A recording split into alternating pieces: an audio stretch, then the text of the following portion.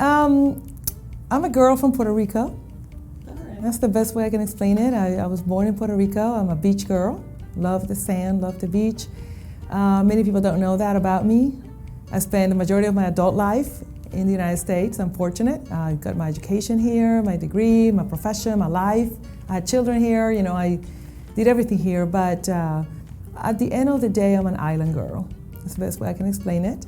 I feel more at ease when I'm near the water, when I'm near the sun. I definitely want sun, beach, sand, and good food. And I have to add music to that.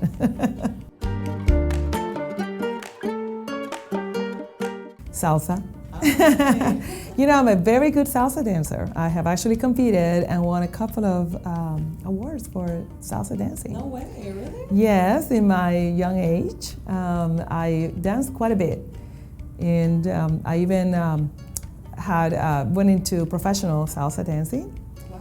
And it's been a while I haven't done it, but it's one of the things that I love to do. And I should get back into it. It's great exercise.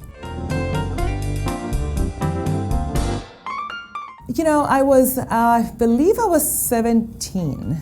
I could be wrong on 1 year, either 17 or 18, but no older than that. And my journey to the United States was very unique, I think. I was in Puerto Rico, like I said. I never really traveled anywhere. I was in a 100 kilometer by 40 kilometer beautiful island.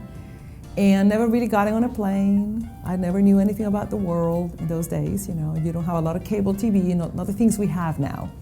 So my life was pretty much, you know, my viewpoint in the world was kind of limited. But I had a lovely childhood. I really did enjoy my life in Puerto Rico. Great friends, great high school. I got admitted to the University of Puerto Rico, Maya West campus, which is on the west side of the island. It's one of the best university campuses for Puerto Rico. And I got admitted in the political science major. I wanted to be an analyst. I wanted to work for the government doing like think tank programs and social programs. So I ended up doing very well my freshman year. And I had a professor of American history. And he saw in me something that nobody, I guess, had seen before, or maybe they did, but they didn't verbalize it. And he looked at me at the end of the first year, you know, talking about May of my freshman year, and he said, "Hey, Wilka, I think you need to go to the United States." And for me, it was like you're going to the moon, okay? You gotta remember, I'd never been on a plane. I've never departed from that island. So I looked at him and I said, no, that's not gonna happen. First, I have no money to go to the US. I was on a full scholarship. I have no way I can go to the United States. Who am I gonna live with? And I spoke very little English. Enough to understand a textbook, but I couldn't speak fluent in English. He said, I know you can do it. And he said to me, I'll cut a deal with you. If I get you the same economic financial aid package in a school in the States, would you agree to go? And I said, sure. I never thought he was gonna get it. I just went about my business. And maybe a month later, he called me and he said, I got it. You're going. And I said, what? This may have been June. And it was supposed to happen like September, right, the following year. And he said, I got you in an student exchange program with the University of Massachusetts in the Amherst campus, which Amherst is the large campus. Beautiful, beautiful place. And you know, UMass is a wonderful university. And he says, you're ready to leave in August. He had me the financial aid package. Didn't have to pay a dime for my education, at least for that year of exchange initially. He had me the family that I was gonna live with, the sponsoring family. He had the tickets, and he had expenses, living expenses covered. So I looked at him and I said, I guess I'm going. He said, one more thing, you have to take the TOEFL, which is that English is a second, you know, the English proficiency language. And I then panicked and I said, oh my gosh, I'm not gonna pass it. He goes, I know you will. And I did. So I packed 2 suitcases and a radio. I remember there was boom boxes, you know, they call them boom, I don't know, you know, the old generation called them boom boxes, you know. I took mine, because I love music, and I got on my first plane ride to Massachusetts. How did you feel? like they dropped me in a different planet. First of all, I didn't even know it was cold there. I mean, I was totally unprepared to weather what was coming, what was going to happen.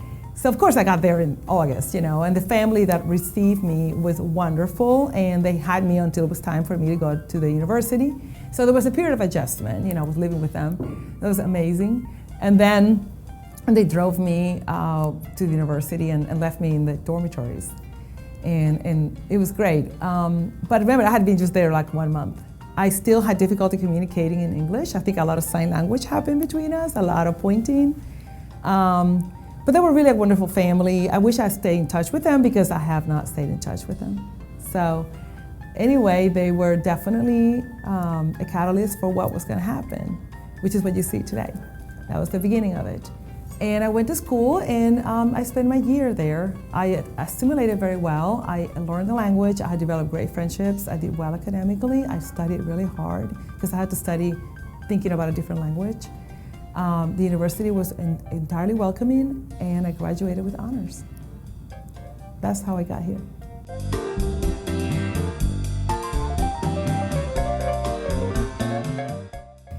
Well, most of the challenges were where I was coming from. I mean, cultural. For me, it was a culture shock because I wasn't well traveled. I really wasn't. So I had to learn very quickly a different way of life, a different way of food, a different weather. I had to learn how to dress, not freeze to death, deal with snow, ice, get around town, dealing with people that were completely different than me. So that alone was enough to get me, very uncomfortable at the beginning.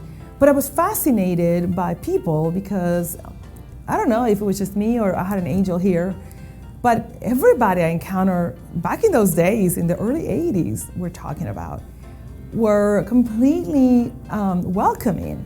I mean, my fellow people around me at the time, whether they were students, whether they were friends, university friends, community members, professors, people I interacted with at the university level, it was like the big hug, And I did travel to Puerto Rico for Christmas. I did, of course, went back and enjoyed that, but I would just look forward to coming back to the US and continue my education. At that time, I really thought I was gonna finish my college and go back to Puerto Rico. That was my intention, to come back home and work there or do whatever more studies. I thought I was going to go to law school. I eventually went to law school here, but I thought I was going to go to law school back in Puerto Rico, and in fact, I got accepted. I didn't. I decided to stay in the United States and continue my education as a lawyer here. So challenges, I think, culture shock. I mean, just being plucked and dropped in another planet, essentially. So I definitely feel as a lawyer today, I can definitely identify with the immigrant community, although I was not technically an immigrant because I'm a US citizen as a Puerto Rican. I still felt like an immigrant because I was coming to a completely new place. So I totally identify with the clients that I serve today as some of the immigration work we do.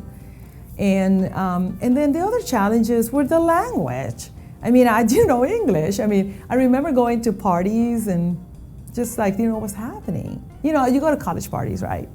And I had wonderful friends that would, hey, come with us. And I was like a little dog behind them, tailing them everywhere. I really didn't know what was happening. People would come talk to me, and I was like, yeah, and I had no idea what they said. That eventually, the fog lifted, and eventually, I started learning more. I really learned English by listening to it. I never really studied it. I just learned, my ear got better. And I hope that I was young too, and that comes easy to young people. I don't know about now, if I could do that again. Did you ever see yourself being a professor, throughout your college career? Yes, in fact, my mother is a teacher.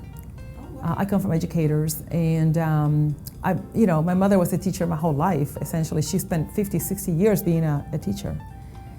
So I know about that. I know about education, and I love the profession. I know what it takes to be an educator and the impact you make on people's lives. That's what attracts me most of all. So in my career, whether I was, a manager, a lawyer, whether I was a litigator, whatever role I was playing, an executive, I played many different roles in my career, beyond being a lawyer. I always wanted to convey information, convey education, empower people. There was something always to be taught. There was a lesson somewhere. And I felt like that was my calling in life. So perhaps the reason I'm a lawyer is because I want to educate people on things that can benefit them. And I like the law as a method of doing so. Currently, I'm fortunate enough to be an associate professor at Thurgood Marshall School of Law at Texas Southern University, where I teach the Masters of Law degree in Advanced Immigration, which is one of the only, probably the only LLM, Masters of Laws in Immigration in the country, probably, but definitely in Houston. And I'm fortunate to teach, attorneys and degreed individuals that want to pursue a master's degree, so I really, really love that.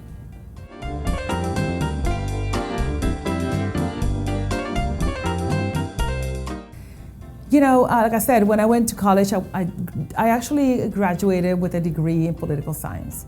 And my idea was to do a master's in public administration. I was a big nerd, I wanted to work in the government.